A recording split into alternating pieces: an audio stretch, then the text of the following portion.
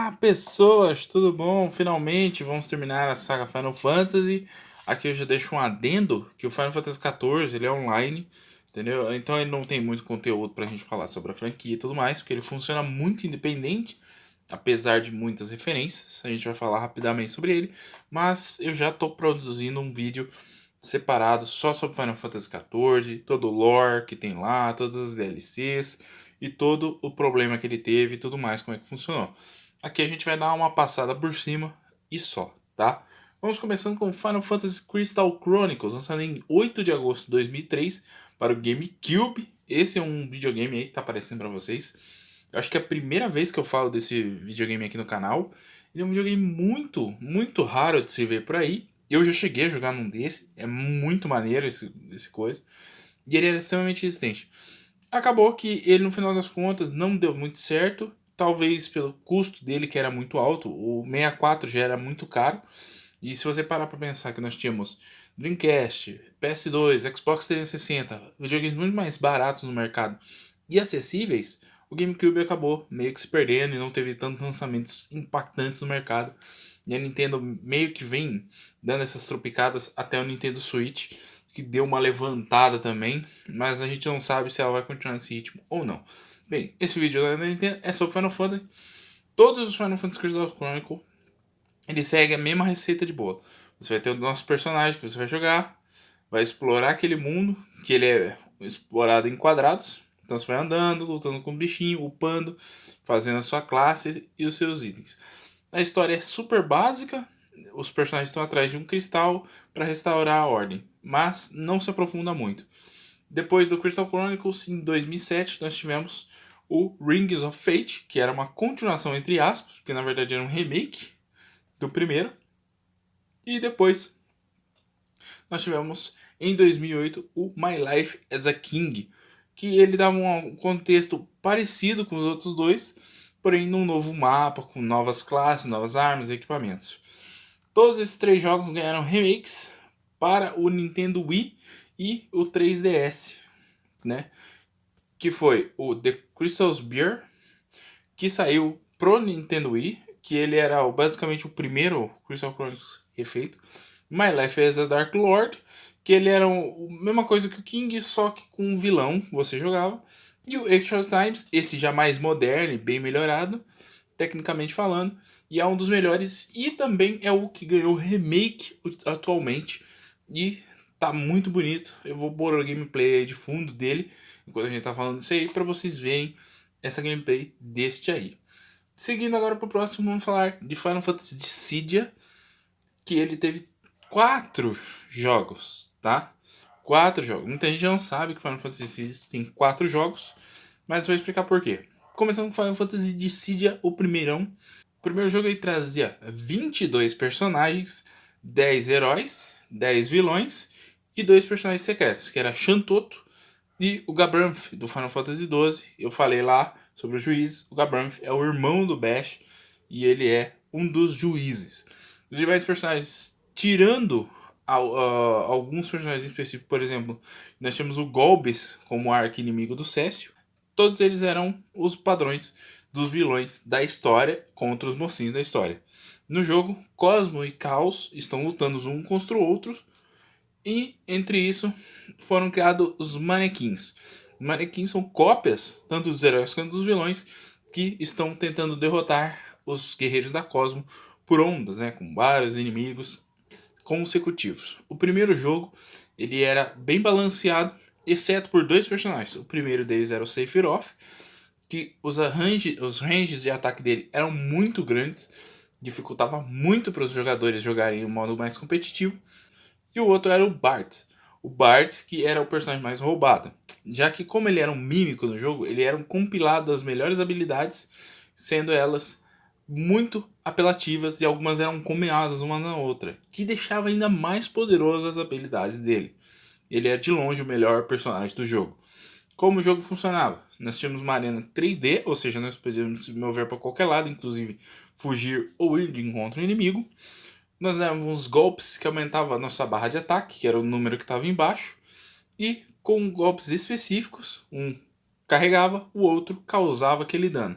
ganhava quem zerava a vida do adversário primeiro.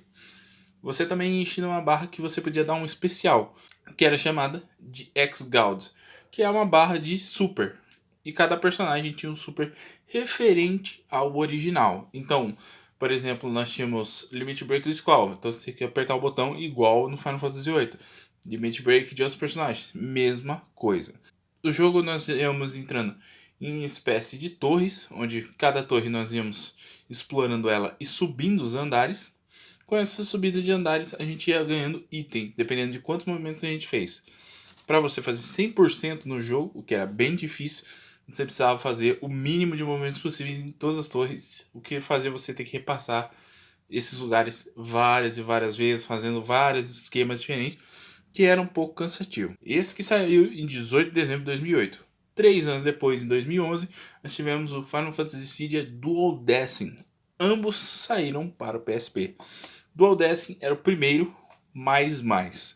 Né? Nós tínhamos mais personagens e um sistema de história maior. Esses 6 personagens novos eram Caim, Van, que não tinha no primeiro, tinha só o Gabranth do 12, a Lightning, a Yuna, porque nós tínhamos o Tidus como personagem protagonista, o Laguna do Final Fantasy VIII e a Tifa para fechar esses 6 novos personagens. Foram adicionados mais personagens secretos, agora um personagem do Final Fantasy XIV. Entre todos esses adicionais, foi adicionado o mapa, onde a gente andava por ele, entrando nessas mini torres. Agora a gente não precisava mais ficar passando várias vezes o mesmo lugar, nós podíamos zerar apenas essa parte. Esses 6 novos personagens completavam a campanha, onde você ia para destruir os mannequins e parar deles serem produzidos. A outra campanha do primeiro jogo também estava inserida aqui dentro, porém, em vez de você subir a torre, você explorava o mundo. Ele adicionava algumas lutas a mais entre alguns personagens, além de também ter um modo de exploração que era bem divertido de se jogar, apesar de simples. Era bom para upar personagens que você não queria ficar rejogando com eles. Dentre todos os jogos de luta em que você tem 3D como base, é um dos melhores já feito. Alguns personagens foram rebalanceados, como por exemplo o Bartz, que agora teve algumas habilidades trocadas para deixar ele menos overpower, e o Sephiroth, que pegou distâncias menores. Alguns personagens ainda assim tinham habilidades roubadas, mas jogadores experientes sabiam como se preparar e se adaptar à luta, mesmo com essas habilidades mais roubadas. Em novembro de 2015, e saindo apenas em 2018 para os consoles, veio Final Fantasy Dissidia NT. Esse de 2015 é porque ele saiu para os arcades e aos poucos foram adicionados novos personagens nos arcades no Japão apenas. Ele trazia todos os personagens do primeiro jogo, ou seja, tínhamos todos aqueles 22 personagens do primeiro jogo, com a adição de Noctis, do Final Fantasy XV, Lightning continuou no jogo, Van continuou no jogo também, e nós tínhamos agora o Hansa. De longe o Hansa era o mais roubado quando lançou o jogo, e ele foi nerfado na versão de consoles depois de algumas atualizações. O jogo recebeu 8 novos personagens que eram super genéricos, apesar de ter alguns personagens legais, como a Yuna, que retornou, e a Rinoa. Mas nós tínhamos, por exemplo, o Loki, que ele era muito ruim de se jogar e lento. Várias coisas no modo foram mudadas. Agora você tinha que uma luta de 3 contra 3 e quem nocauteasse 3 vezes o adversário primeiro ganhava. Ou seja, você podia montar 3 num cara só e ficar causando dano até matar. O que deixava o jogo um pouco desbalanceado e o modo online dele era extremamente bugado e lento. Não dava para ficar jogando, o que tirava muita graça. O grande diferencial era as lutas contra summons, que eram 3 personagens contra um summon e eram bem difíceis.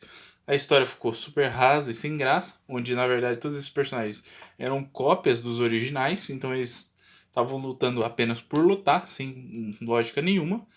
E também o especial foi trocado pelo Summon. Quando você enchia a barra, você invocava o Summon e ele ficava na batalha por um tempo. Muitas críticas sobre a retirada dos ataques especiais, os Summons foram bem reduzidos e ficou, sinceramente, chato de você ficar usando. As arenas não eram tão bem feitas quanto as antigas, que eram cheias de detalhes, cima e embaixo, e você ia para lá e para cá. Elas ficaram meio genéricas, o que perdeu a graça de boa parte. A história é bem rasa e ruim. E o multiplayer dele é decepcionante e sinceramente bem fraco. Além disso, foi lançado para os celulares Final Fantasy Dissidia Opera Omnia, quarto jogo da série. Esse que é só um compiladão de todos os personagens, que é o que devia ser o Final Fantasy Dissidia NT, né? Porém, acabou que esse jogo, junto com outros que nós vamos falar agora, todos eles foram morrendo ao longo do tempo, tá? Nós tivemos, além desses para celular, Final Fantasy All the Bravest, também um compiladão de caça, de gacha. Mobius Final Fantasy, mesma coisa também, gacha, você juntava personagens e tudo mais. Brave Exvius, esse aqui merece uma atençãozinha a mais, porque ele tem personagens e histórias próprias. Dele saiu um derivado chamado Final Fantasy War of the Vision, que é um jogo de tática para celular. Coisas que eu tenho contra Final Fantasy de Tactics ou qualquer jogo de tática no celular. Jogos de tática normalmente você leva em torno de 30 a 40 minutos, uma luta simples, uma hora e meia, uma luta complicada. No celular, você quer fazer uma coisa rápida, simples, que você vai fazer em 10, 15 minutos enquanto espera o seu dentista te atender, alguma coisa assim. Jogo de tática não funciona muito bem para esse tipo de serviço. O PSP, por exemplo, ele tinha os jogos de táticas, mas você poderia desligar o PSP e voltar exatamente da onde você parou. E todos os jogos de tática do PSP, sem exceção, tinha a função de você salvar durante as batalhas para continuar da onde você parou, caso precisasse, né? Que era o Quick Save. Todos eles receberam essa opção, porque sabia que não era simples assim você jogar um jogo de tática. O celular não tem essa função. Se você sair, você perdeu. Então eu achei meio inviável esse jogo ser para celular. Mas ok, para quem quiser jogar, é um compiladão de vários personagens, várias versões, novos personagens que não existem, que são dessa mitologia do Brave Exvius e do War Divisions, e são medianos para legais, tá? Pro Nintendo 3DS também saiu duas versões do Final Fantasy XIII, que significa teatro de ritmo, tá? É um Guitar Hero de Final Fantasy. As músicas do Final Fantasy, você vai apertando os botãozinhos na tela, igualzinho Guitar Hero. Ele recebeu uma outra versão chamada Curtain Call, que adicionava algumas músicas a mais personagens e mais umas coisinhas a mais para se fazer. Com o touch do DS era até legalzinho jogar, mas te falo, não adianta nem querer jogar no emulador, tem que jogar no jogo, no videogame mesmo, porque ele é muito pesado. No PSP ainda, nós tivemos o Final Fantasy Agito 13, que acabou se tornando Type 0. Ele foi lançado exclusivamente no Japão em 2011 para PSP, perto do final da vida útil do console, e por isso que ele não teve versão nem estrangeira e demorou muito pra gente ver a cara dele aqui. Ele recebeu uma versão HD que foi muito vendida, principalmente que ela vinha com a demo do Final Fantasy XV, episódio do Sky, que a gente vai falar quando for falar de Final Fantasy XV. Nessa história, nós controlamos Ace e sua turma. Nós temos um grupo de personagens que fazem parte da escola da classe Zero. Por isso que o nome é Type Zero. Tá? A classe Zero ela é uma classe de elite, os melhores da escola. E eles são guerreiros, então eles são soldados. Eles vão para a guerra e a gente vai acompanhando essa guerra no decorrer da história. Então tem muita morte, muita trama política, muita coisa pesada. É um jogo muito mais pesado do que a gente está acostumado a ver em Final Fantasy. Não é um jogo ruim, né? O gráfico do remaster ficou muito bom. Muita gente fala em remake em alguns lugares, está errado, tá? É um remaster, é só um port para os PS4 e Xbox One, que deu uma polida nele e ficou mais bonito. O jogo ele tem uma trilha sonora boa, como se espera de Final Fantasy, e a narrativa dele é boa, mas as batalhas são um grande ponto-chave. Lembra que em Final Fantasy XIII o problema é que as batalhas eram muito travadas, que era uma involução do Final Fantasy XII em sistema de batalha? Aqui não, aqui nós conseguimos controlar os 3 personagens, podemos trocar eles a qualquer momento, escolher as habilidades que vão em cada um deles para usar, como usar. E ainda nós temos um sistema de crítico, quando o ataque pegava no inimigo na posição certa, no momento certo, ele tomava um crítico tomando muito mais dano. O jogo também contava com summons, que também lutavam ao seu lado, e com essa luta dinâmica de você poder ir explorando áreas e andando em áreas enquanto lutava, mostrava que Final Fantasy XIII era para ter um gameplay parecido com aquilo, e deixou muito a desejar, e esse jogo era muito salvo pra época e ele perdeu o seu time, porque aí a gente já tinha outros jogos com uma jogabilidade mais moderna. E muita gente que jogou ele falou por que que isso não saiu lá em 2011 e foi sair só agora praticamente. Junto com tudo isso, nós tivemos também Final Fantasy XIV, que foi lançado em 2010, tá? O que acontece? Quando esse jogo foi lançado, ele teve vários problemas técnicos. Os servidores dele não funcionavam. Ele tinha problema com alguns itens que deveriam dar status e zerava o status em vez disso. Itens que não funcionavam, o jogo travava, o personagem... Você tinha um equipamento que poderia equipar na classe que ele estava e você não conseguia. O jogo engasgava, o jogo gargalava, tinha serrilhado, vários problemas técnicos. Em 2013 eles foram fechados os servidores. Quem tinha o jogo e a conta teve ela congelada. E em 2013 foi relançado como a Helm Reborn no PC, no PS3 e no PS4 foi lançado posteriormente em 2014. Eles meio que relançaram o jogo, tá? O jogo saiu tipo 2, 3 meses depois do final do anterior, totalmente reformulado, com servidores diferenciados e tudo mais. Na época que o jogo lançou, você tinha que pagar em torno de $60. Sim, você não ouviu. $60 por mês para usar o jogo. Hoje em dia em torno de 15, já barateou. O jogo possui servidores muito bons agora. O jogo também tá uma caralhada de missões para fazer. Dependendo da raça que você faz, você começa uma cidade e você tem um propósito diferente na história. Seu personagem vai ter um enredo, inimigos diferentes. Então você e seu amigo podem começar a jogar juntos e cada um vive uma história separada. Nós tínhamos muitas classes que você poderia virar e equipamentos que você poderia ter, além de roupas, buddy, que é um carinha que anda com você, e muito mais coisa que eu vou aprofundar quando eu for fazer o vídeo exclusivamente sobre Final Fantasy XIV. Atualmente ele se encontra na sua terceira DLC, Shadowbringer, que adicionou 2 novas classes ao jogo, além de nível 80 e mais mapas. A intenção da empresa é chegar até o nível 100 de nível máximo, além de mais 2 DLCs de expansão. Quando chegará, não se sabe. Final Fantasy XV, vamos falar dele agora, que foi o problema. Final Fantasy XV levou 10 anos de produção, teve muitos problemas durante a sua produção, estava sendo produzido naquela bendita Crystal Engine, com 5 anos de produção. O cara que estava participando da produção pulou fora do trabalho, falou que não dava mais, foi para outro lugar, desistiu. Quem veio a substituir foi justamente o cara que criou a Crystal Engine, por isso que em 5 anos pegou tudo aquilo que tinha sobrado, transformou em Final Fantasy XV e ainda assim quase não deu tempo. A Crystal Engine, como eu já tinha falado no outro vídeo, ela tinha muitos problemas de desenvolvimento, era muito complexa de se trabalhar com ela. Apesar de ser uma boa engine, ela exigia muito dos desenvolvedores do jogo, o que fazia o jogo demorar muito para ser produzido e nem sempre ter todo o serviço que era para ter sido empenhado naquilo ali. O que aconteceu, tá? A história do jogo foi totalmente mudada, o que traz que Noctis não tem nada a ver com Lightning. Além disso, para complementar todo o conteúdo, sem precisar todo o conteúdo ser feito dentro de Final Fantasy XV para diminuir o tempo de produção, que já era grande, eles produziram micro histórias à parte para complementar aquilo ali. Junto com Final Fantasy XV foi saindo Brotherhood, que eram 5 episódios que adicionavam contexto sobre o passado dos personagens. Kingsglaive, o filme que contava como é que a cidade onde o Noctis, que ele é um príncipe, o pai dele, o rei, caiu e o pai dele morreu e o que aconteceu com a cidade lá, como é que a cidade ficou daquele jeito.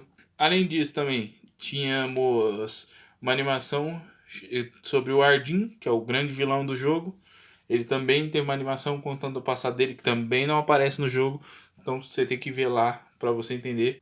Ele recebeu Monster of the Deep, que era para o VR, para mostrar as criaturas marinhas que tinham no jogo gigantes.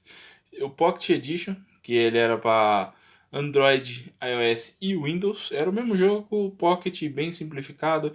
Tinha também a New Empire, também saiu para os consoles, que adicionava mais enredo. King's Knight, War of the Dark Dragon, também sai para os celulares, também adicionava pequenos conteúdos, além do King's Tale, que contava a história do pai do Noctis quando ele ainda era novo, e mostrando que o Cid, que aparece lá, o velho, ele também fez parte de um grupo de 4 personagens e tudo mais. É só para agregar. Além disso, ele também recebeu 4 episódios a mais e uma expansão chamada de Royal, que aumentou o mapa, adicionou histórias no mapa, coisas mais para explorar. A gente teve esse episódio do Gladiolus, Prompto Ignis e do irmão da Luna Freya, que é outro personagem que a gente já vai falar, que mostravam detalhes da história durante o jogo. Qual é a história do jogo? Por que eu já tô meio cansado de falar? Porque realmente é muito frustrante o tanto de fragmentação que houve nesse jogo. Mas vamos por partes. O reino de Lucius é o único reino que possui magia. O rei dele gera magia para todo o seu exército. Dentre esses poderes e magias, os seus inimigos estão em guerra com eles. Sequestraram e mataram a família da Luna Freya, né? Aí sobrou ela e o irmão dela, que são obrigados a servir esse reino inimigo. Dentro disso, para acabar com a guerra, o rei de Lucius, o pai de Noctis, resolve casar o Noctis com a Luna Freya. Porém, suspeitando que possa haver uma traição, ele manda Ignis, Prompto e Gladiolus junto com Noctis em uma missão de exploração. Ou seja, eles vão sair por aí, conhecer o mundo, enquanto o pai dele resolve todos os negócios do casamento. Se não for uma traição, o casamento ocorre e a guerra acaba. Na verdade, era uma traição. Você tem que assistir o filme do Kingsley para entender tudo o que acontece. Mas eles estavam atrás do cristal da família lá de Lucius. Como é que funciona o poder de Lucius, tá? Toda a linhagem do Noctis, desde os antepassados, possui um anel. Esse anel, quando ele coloca, ele passa por uma aprovação e vai carregar o fardo dessa aprovação até o dia que ele morrer. Se você for digno, o anel não vai te matar, nem vai fazer nada com você, vai te dar poder dele, o que te carrega para um destino cruel, onde você, quando morrer, vai se juntar a todos os seres que estão contidos dentro do anel e por assim vai. Durante o jogo, nós vamos contando armas desses caras que estão presos dentro do anel. Tá? Eles são entidades dos antigos reis de Lúcio que estão presos ali dentro. Uma coisa muito importante de você saber: a ideia de Final Fantasy XV é sobre a jornada dos personagens. Então, boa parte é você focando no acampamento, exploração, andando. Isso é legal, isso é gostoso. O sistema de batalha do jogo é muito dinâmico. Você pode andar, sair, pular, dar ataque combinado. Os personagens fazem uns ataques muito legais. E conforme você for evoluindo e melhorando as coisas, você libera mais habilidades e ataques que necessitam de posicionamento de personagem um perto do outro. Não é simplesmente sair usando, né? Então a dimensão de onde os personagens estão é importante para a batalha. A variedade de inimigos é enorme. Você realmente se sente num universo onde tudo é gigantesco e tudo é absurdo. Vê a luta contra o Titã, que o Titã é gigante, te pega, te acerta e tal. É tudo colossal e bem chamativo. A ideia de um mundo gigante, ela é passada. O jogo peca no final da sua história. Quando chega no capítulo 13, mais ou menos, pro final, ele vai numa linha reta depressiva.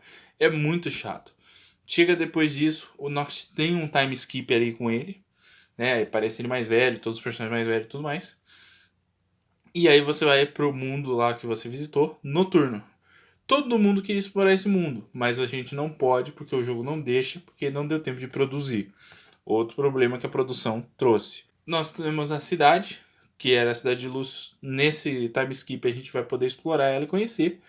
Além de outros personagens que são citados durante a história, que a gente queria ver mais velho, eles não aparecem nessa parte também. Muito do jogo sofreu com esses 10 anos de produção, que foi muito atribulado. Então, 5 anos de produção que foram jogados no lixo, mas 5 quase não deu tempo desses 5 para produzir. Foi muitos problemas. E ele é muito pegar conteúdinhos pequenos em outras mídias. Nem todo mundo tem saco para isso. O jogo não funciona muito bem independentemente para você entender 100% da história. ele peca muito nisso aí. Mas é um jogo legal, para quem não conhece Final Fantasy, é super recomendado porque ele é simples e tudo mais, e é divertido você jogar, e a interação dos personagens, ele tem todo legenda em português, então dá pra gente curtir e entender bem a história narrada. Não tem aquele problema de uma história toda confusa do Final Fantasy XIII, mas a história assim dá aquela vacilada lá perto do final, que na versão Royal já teve algumas correções disso aí, que é a que eu recomendo você pegar. De summons, nós temos Shiva, que está presente no jogo, Ifrit, apenas como inimigo para você enfrentar durante o jogo. Ele é não é spoiler, ele aparece logo no começo do jogo. Ramu, Leviatã, Titã, como eu já havia citado, e também o Bahamut. Desses daí, só Ramu, Shiva, Leviatã e Titã você consegue usar, que eles aparecem quando quer. Vêm, são monumentais, vêm, são gigantes e tudo mais, e causam dano normalmente matando os inimigos. Em algumas lutas específicas é fantástico você usar eles no meio da luta, porque eles vêm e causam um dano enorme ao inimigo.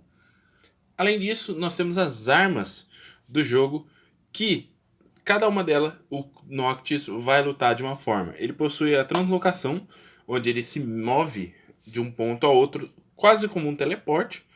E com cada arma ele vai lutar diferente. Armas de longa distância, de curta distância, ataques aéreos, ataques de chão. Além disso, ataques com poder, ataques mais fracos.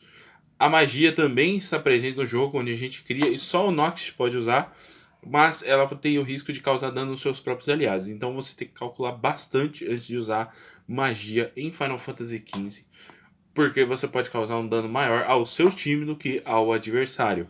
Ele também recebeu um modo multiplayer chamado Conrads, mas você nunca consegue achar ninguém para jogar junto com você. O jogo tem um sistema lá que dá para você jogar mesmo sem ninguém.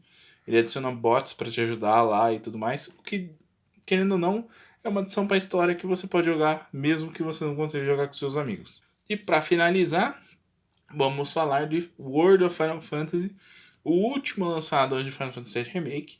Final Fantasy VII Remake já tem análise aí no canal, se quiser só ir lá dar uma olhada para curtir a análise, tá? World of Final Fantasy traz dois irmãos que são conectados através de um portal ao mundo de Final Fantasy. Lá eles vão conhecer vários campeões, visitar vários mundos que são referências aos mundos de Final Fantasy dos jogos da franquia, monstros, personagens, a história em si, né? E eles encontram também as miragens. As miragens nada mais são do que as entidades desses monstros que estão andando por aí. Eles podem aprisionar e usar como parte do seu grupo.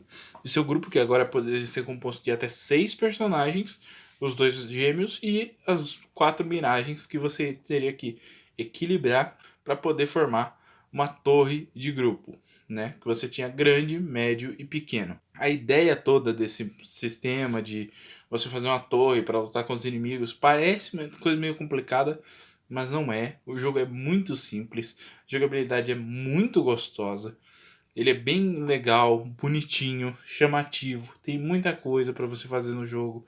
O jogo não é maçante, o jogo não é difícil demais, ele tem suas dificuldades de você entender como é que o jogo funciona, mas aos poucos você vai entendendo. Para fazer 100% no jogo, capenga um pouco do jogador, então vai muito de você conseguir entender como o jogo funciona 100% para poder fazer isso.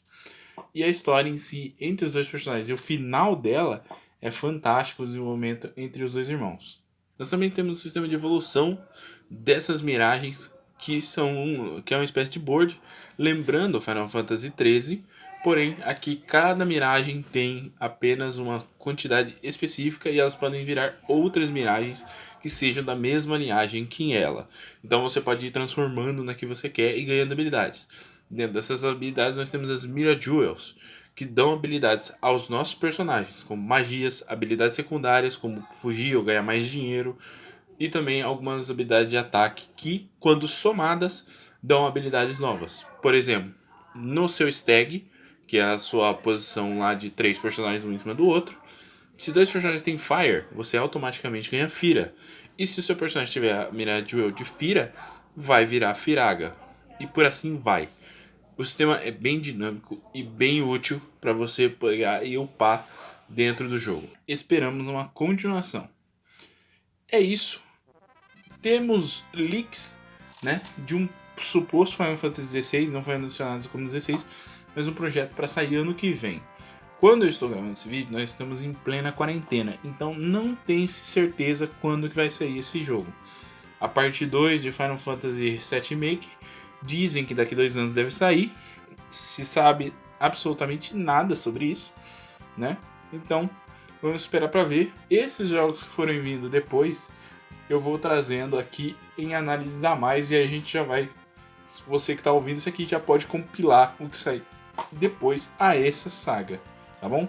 Pra semana que vem a gente vai fazer a saga Breath of Fire, né? Esse vídeo deve sair um pouquinho mais tarde do que de costume, porque já são 00:15 a hora que eu estou gravando, então até eu editar e renderizar vai demorar um pouquinho. Falou, valeu, até mais, fui.